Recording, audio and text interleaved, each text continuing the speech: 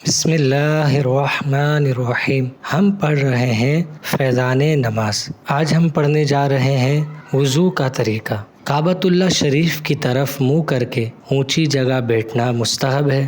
وضو کے لیے نیت کرنا سنت ہے۔ نیت دل کے ارادے کو کہتے ہیں۔ دل میں نیت ہوتے ہوئے زبان سے بھی کہہ لینا افضل ہے، لہذا زبان سے اس طرح نیت کیجیے کہ حکم الہی عز و جل بجا لانے اور پاکی حاصل کرنے کے لیے وضو کر رہا ہوں۔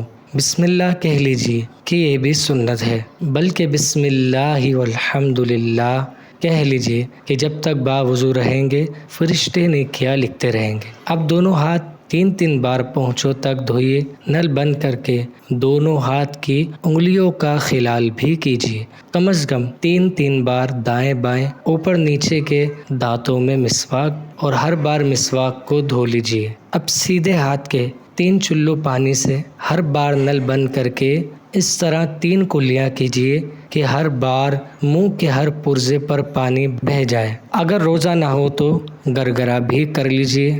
پھر سیدھے ہاتھ کے 3 چلو، اب ہر بار آدھا چلو پانی کافی ہے سے ہر بار نل بند کر کے 3 بار ناک میں نرم گوشت تک پانی چڑھائیے، اور اگر روزہ نہ ہو تو ناک کی جڑ تک پانی پہنچائیے۔ اب نل بند کر کے الٹے ہاتھ سے ناک صاف کر لیجیے اور چھوٹی انگلی ناک سوراخوں میں ڈالیں۔ 3 بار سارا چہرہ اس طرح دھوئیے کہ جہاں سے عادتاً سر کے بال اگنا شروع ہوتے ہیں وہاں سے لے کر ٹھوڑی کے نیچے تک، اور ایک کان کی لو سے دوسرے کان کی لو تک ہر جگہ پانی بہہ جائے۔ اگر داڑھی ہے اور احرام باندھے ہوئے نہیں ہے تو نل بند کرنے کے بعد اس طرح خلال کیجیے کہ انگلیوں کو گلے کی طرف سے داخل کر کے سامنے کی طرف نکالیں۔ پھر پہلے سیدھا ہاتھ انگلیوں کے سرے سے دھونا شروع کر کے کونیوں سمیت 3 بار دھوئیے۔ اسی طرح پھر الٹا ہاتھ دھو لیجیے۔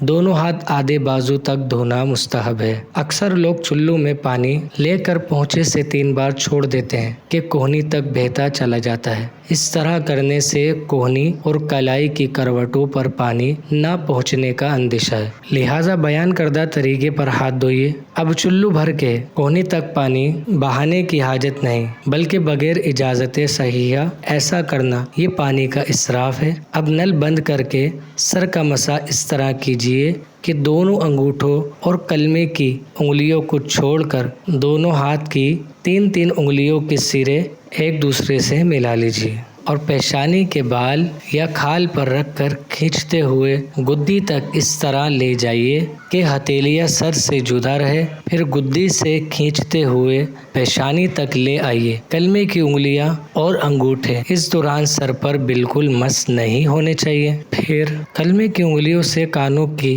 اندرونی سطح کا اور انگوٹھوں سے کانوں کی باہری سطح کا مسح کیجیے، اور چنگلیاں یعنی چھوٹی انگلیاں کانوں کے سوراخوں میں داخل کیجیے، اور انگلیوں سے پشت سے گردن کے پچھلے حصے کا مسح کیجیے۔ بعض لوگ گلے اور دھلے ہوئے ہاتھوں کی کونیوں اور کلائیوں کا مسح کرتے ہیں، یہ سنت نہیں۔ سر کا مسح کرنے سے قبل یعنی پہلے ٹوٹی اچھی طرح بند کرنے کی عادت بنا لیجیے۔ بلا وجہ نل کھلا چھوڑ دینا یا ادھورا بند کرنا کہ پانی ٹپکتا رہے گناہ ہے۔ اب پہلے سیدھا پھر الٹا پاؤں ہر بار انگلیوں سے شروع کر کے ٹکنوں کے اوپر تک، بلکہ مستحب ہے کہ آدھی پنڈلی تک 3 بار دھو لیجیے۔ دونوں پاؤں کی انگلیوں کا خلال کرنا سنت ہے۔ خلال کے دوران نل بند رکھیں۔ اس کا مستحب طریقہ یہ ہے کہ الٹے ہاتھ کی چنگلیاں سے سیدھے پاؤں کی چنگلیاں کا خلال شروع کر کے انگوٹھے پر ختم کیجیے، اور الٹے ہی ہاتھ کی چنگلیاں سے الٹے پاؤں کے انگوٹھے سے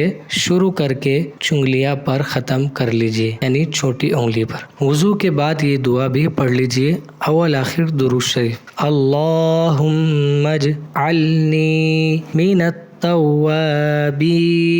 واجعلنی من المتطہرین۔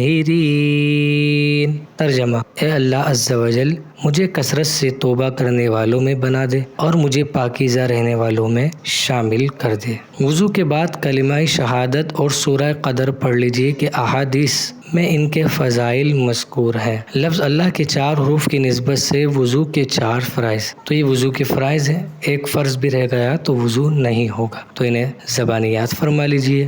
نمبر 1 چہرہ دھونا، نمبر 2 کونیوں سمیت دونوں ہاتھ دھونا. نمبر 3 چوتھائی سر کا مسح کرنا. نمبر 4 ٹکنوں سمیت دونوں پاؤں دھونا. اسی کے ساتھ آج کا یہ لیسن کمپلیٹ ہوا. ویڈیو اچھی لگی تو پلیز قرآن ٹیچر چینل کو سبسکرائب ضرور کریں. ملتے ہیں نیکسٹ ویڈیو میں. السلام علیکم ورحمۃ اللہ وبرکاتہ.